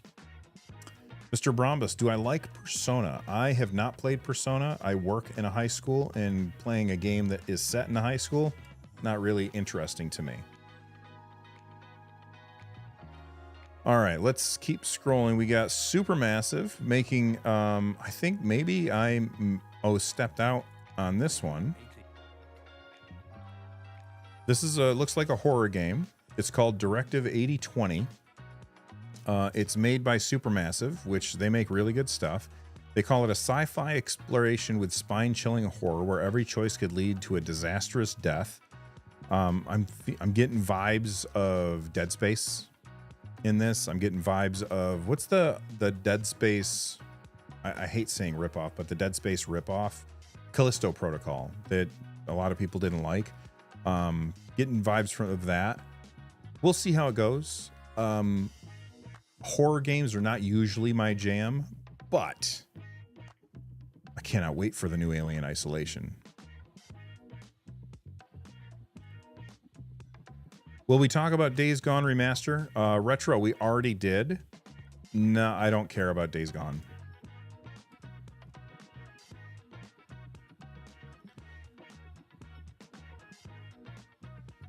What else did Supermassive make? Let's find out. I can't remember all of the games off the top of my head, but oh, my keyboard went to sleep. Supermassive Games. All right, so let's see what games Supermassive made. They made, get out of here with that crap. I just want a list. Here we go, Wikipedia. All right, so what games did they make? List of games. Here we go. So they made Little Big Planet, Sackboy, Little Big Planet 2. Maybe I was thinking of another company because none of these are games that I would really care about. Until Dawn. Little Nightmares. I remember playing Little Nightmares 1. That one was cool. The Quarry. Okay, so I was thinking of some other company and I can't think of who it is. Glitch 860 wants to know what kind of keyboard I am typing on. This monster keyboard is the Keychron. I forget the actual name of it. It's got Hall effect keys. It is heavy. This thing is all metal. Here, listen to this. It is an all metal keyboard. Keychron is actually making me a custom one that has my logo on it, which is ridiculous of them. They're so nice and just super helpful. I love this keyboard so much. Let me find a link to the one that I have so that you guys can pick it up if you want. Keychron.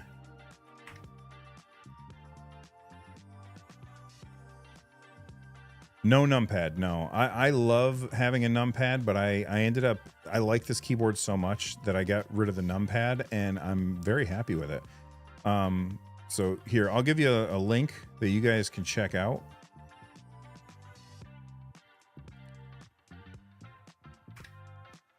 This is not an affiliate link. If you want to use like an affiliate link, you just find it use my Amazon affiliate link, and then you'll find it. But man, such a good keyboard. They also sent me another one. Let me go grab it.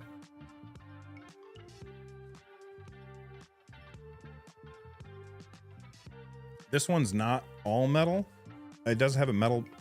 Well, no, actually, I think it's plastic. This one also is really, really nice. I love the way it looks. Typing on it feels really good as well, but I just love the heft of the one that I've been using. Putting this back now.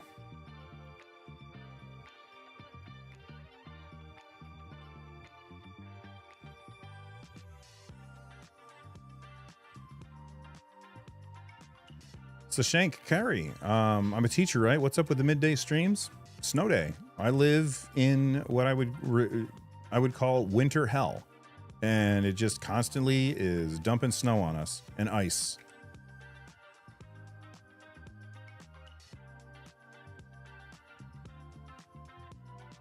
I want the 8BitDo Xbox original inspired keyboard. I do like the way it looks. Exit Rose, do you use those babies on your day job as well? Yes. Keychron also sent me one that has a numpad, which is so nice, but I don't want a numpad on my desk because it takes up so much room. But at work, I got to use that numpad to enter grades, so it's much faster. And if the typing is really good. Keychron is my favorite keyboard manufacturer that I have ever used. All right, let's get back to the state of play. Dreams of Another. I don't remember this one.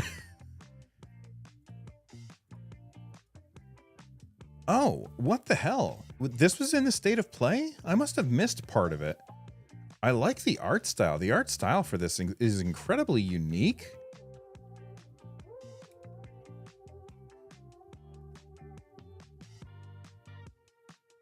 That's crazy looking. I love the way that this game looks. Let's see, what do they say about it? Dreams of Another is a next Pixel Junk adventure and will be released on PS5, PSVR 2 in 2025. Finally, something to use my PSVR 2 on. By the way, quick aside, I bought a no-name PSVR 2 adapter to hook up my PSVR 2 to my PC. Don't do that. It was a bad experience. The reason I got the no-name one, which is the same price as like the official one from Sony, is because the ones from Sony are always sold out. It was a really bad experience playing on that. I was playing Half-Life Alyx, which I want to play more of, but it just kept, like, the screen kept tearing and it just was real bad. So not a big fan of those third-party ones. So I got to keep my eye out for when, excuse me, the official. What's going on here? Was I just showing a big empty screen? No, I wasn't.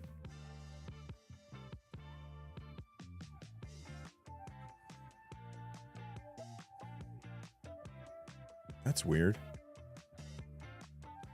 Anyway. Oh no, that's all the way back to the beginning of the video for some reason. All right, sorry, I got distracted by a shiny thing, as I always do.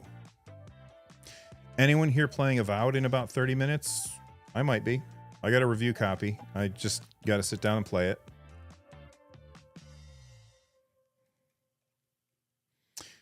Zain Ajam says, looking for a gaming handheld PC with Bake's Nintendo style layout so I can put Batocera on and run. Oh, you mean the button layout. Okay.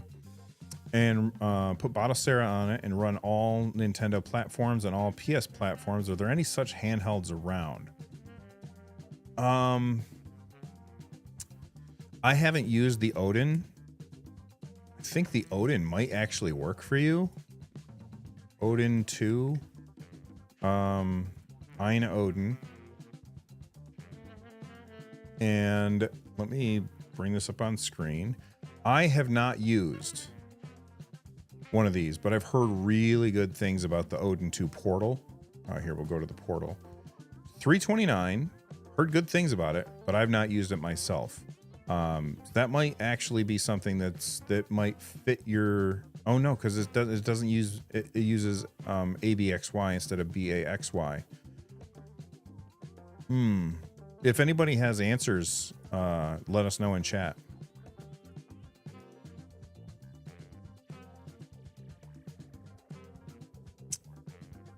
Oh yeah, you could buy a Steam Deck and then you could just get the colored controller buttons. Colored controller Steam Deck.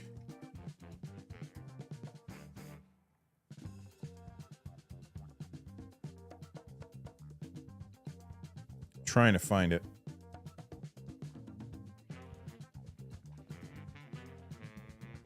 Oh, Google is so terrible now.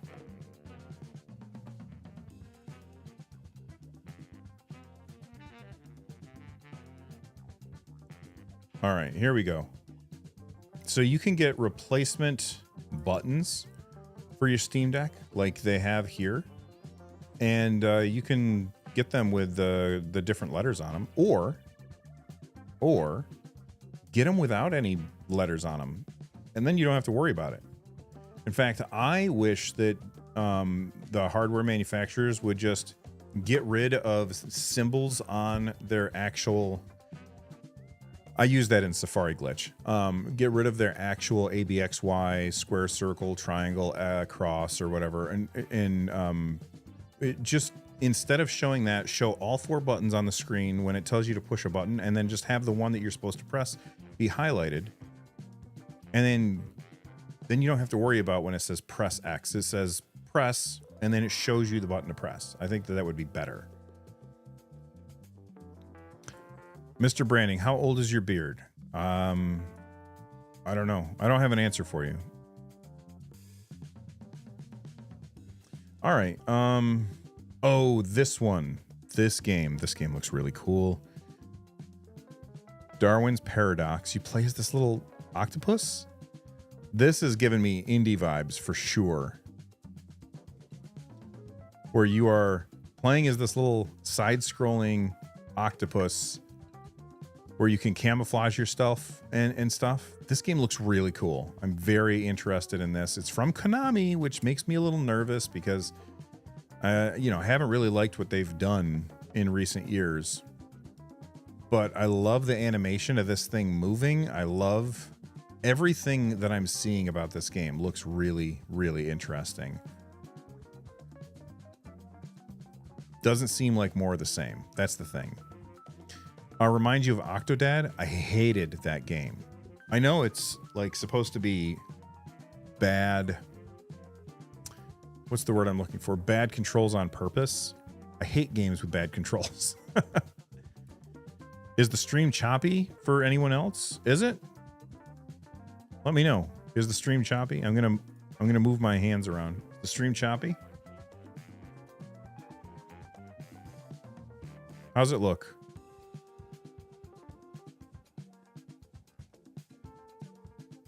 Oh, it's very choppy. Switch to a lower. If you're watching on YouTube, click on the gear icon and lower it down to a lower resolution. I'm streaming in 4K, but YouTube automatically transcodes your video. So if you switch it down to 1080p, it might be better for you.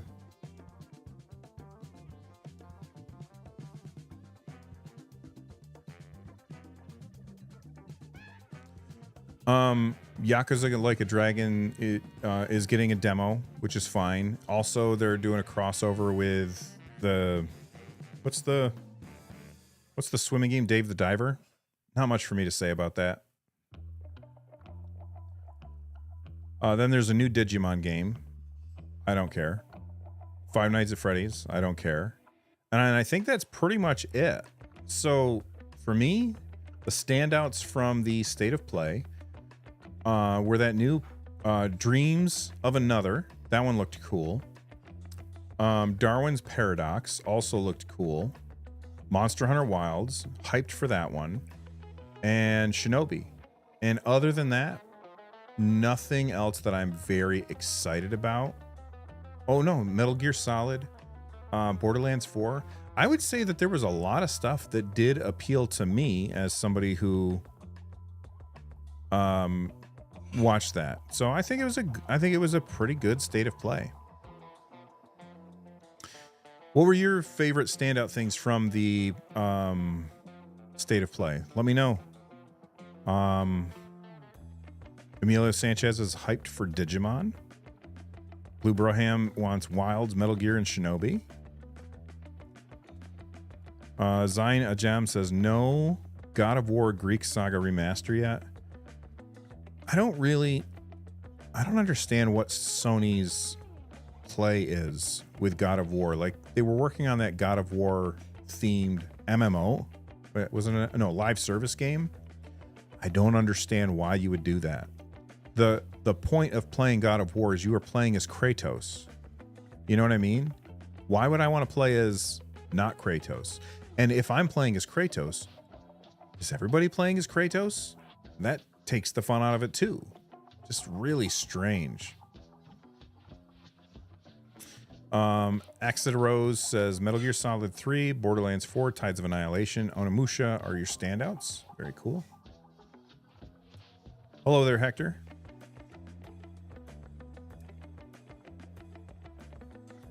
Sabbath sent in a $5 super chat. Thank you so much. They said, why is there no handheld PCs with 4070 laptop GPUs? My laptop with a 4070 is not much bigger than my Legion Go, and it's thinner.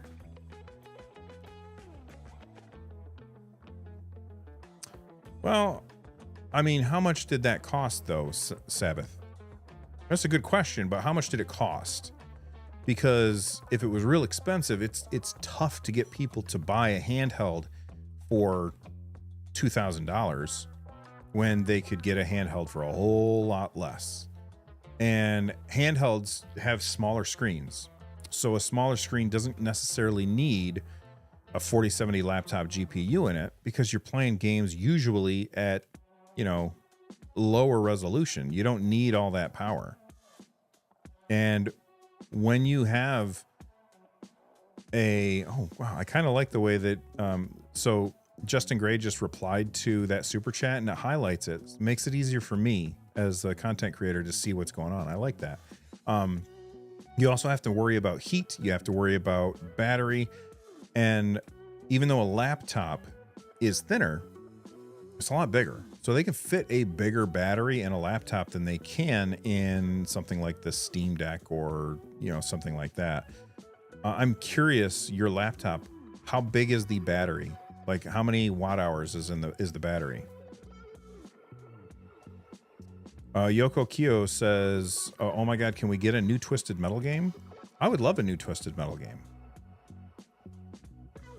Hector E. Gonzalez, can you please review the Legion Tab Gen 3, not the Y700 version? I mean, I'm a teacher. I don't have a lot of money, so going out and buying these things, probably not going to happen. If Lenovo sends me one, I'll review it, but if they don't send me one, I won't. Ooh, Exit Rose. That makes a lot of sense to me. Yeah, a remastered collection of all the Twisted Metal games with online matchmaking. And you don't even have to like retexturize everything. I mean, you don't have to remake the games. Just up the resolution of the textures and stuff like that.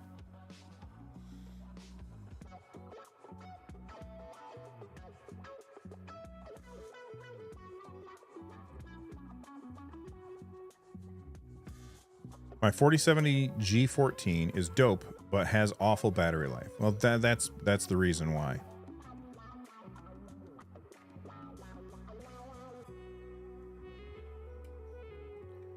Well, Emilio Sanchez, I agree. But I also I got a dog in that race. So, or a pony in that race, a dog in that show. I don't know what the phrase is.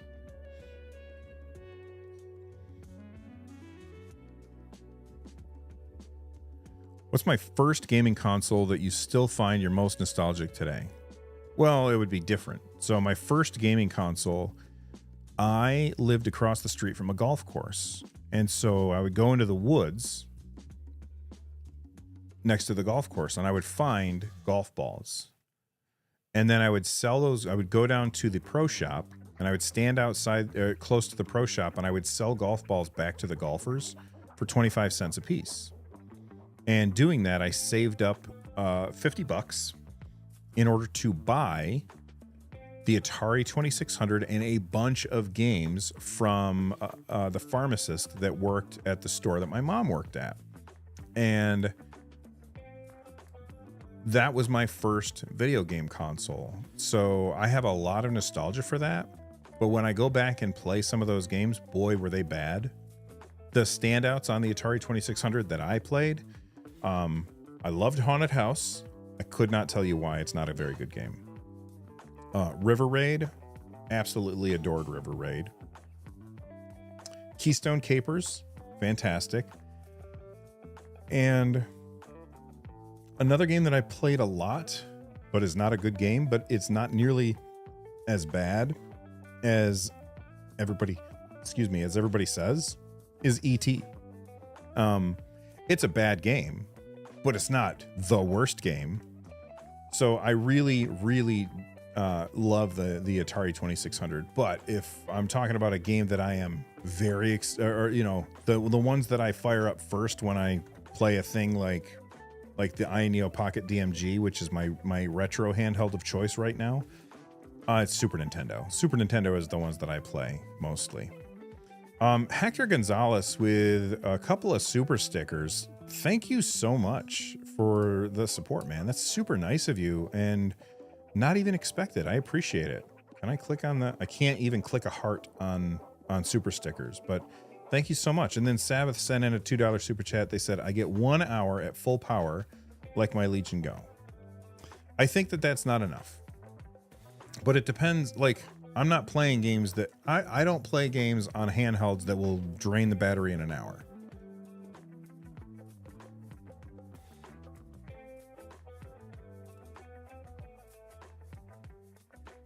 Well, thank you so much, Hector. Now you can pre-order Wilds. I'm not going to pre-order it. I'll just buy it when it comes out. I try not to pre-order stuff. Also, full disclosure, I'm also a Capcom creator. Like, I belong to like that club or whatever. Sometimes they give me review codes for games. Sometimes they don't. I haven't gotten one in like a year from them. Not a big deal. I don't mind paying for games that I'm gonna enjoy. But I don't like pre-ordering games. Mr. Bramba says Super Nintendo versus Mega Drive. Boy, it's not necessarily about the game, the systems, and it's about the games. Super Metroid, it had some really, really great games, but the Sega Genesis also had some really great games like Shinobi and Streets of Rage, and also Final Fight on Super Nintendo. So it's not necessarily that I like this one more than that one, but when I was growing up, I had a Super Nintendo, and that was the one that I played the most.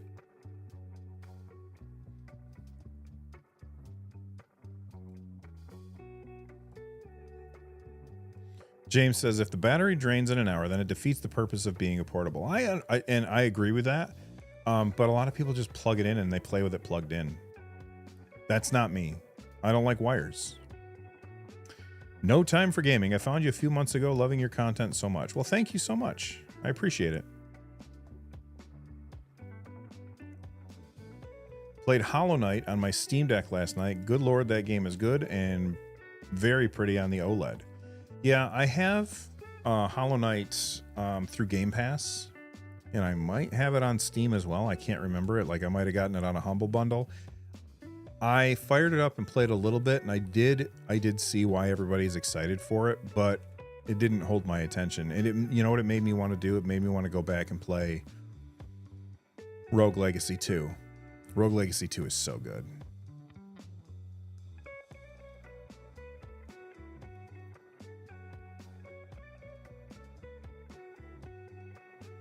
You guys are saying that it's very choppy?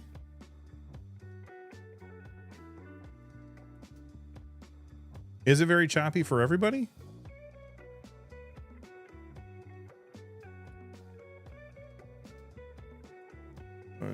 Docs. Stats. Here we go.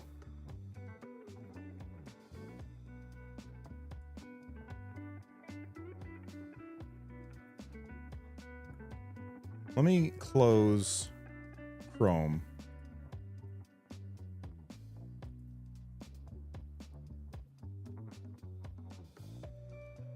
You're getting frame drops. Oh no, what's going on? That's upsetting.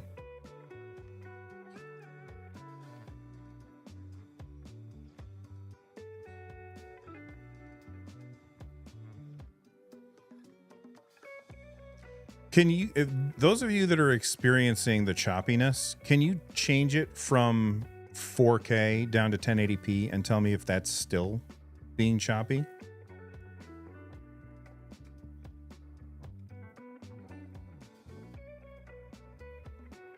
Jasper says, I have a power brick and an extension cord to the living room, reaching pretty much the whole living room. It doesn't feel like I'm limited by the wire in that way. And that's, I mean, it depends on who you are.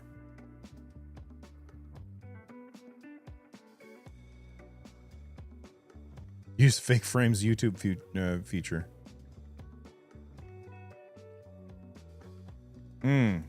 Okay. Well, I wonder if it's because I'm recording. Because currently I'm looking at my GPU is currently at 29%. My CPU, whoops, is currently at 40% usage. So there shouldn't be any choppiness. Oh, what's this say?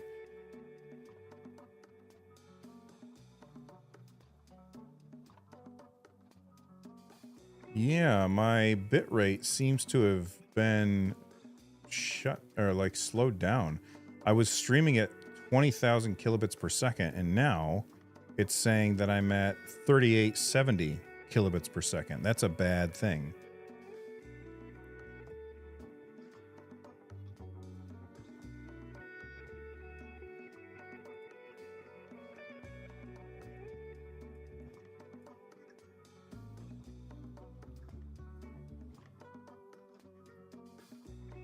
I'm back.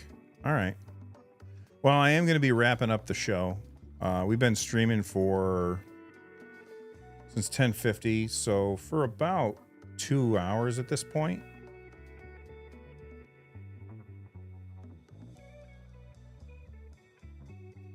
Yeah, I'm not sure what's happening. But hey, thanks for coming to the live stream. Maybe streaming in 4K isn't worth it. They say it seems to have smoothed out. Still choppy. All right. Well, anyway, thanks for hanging out with me. I appreciate you. Stay rad. Have a good one. Bye-bye.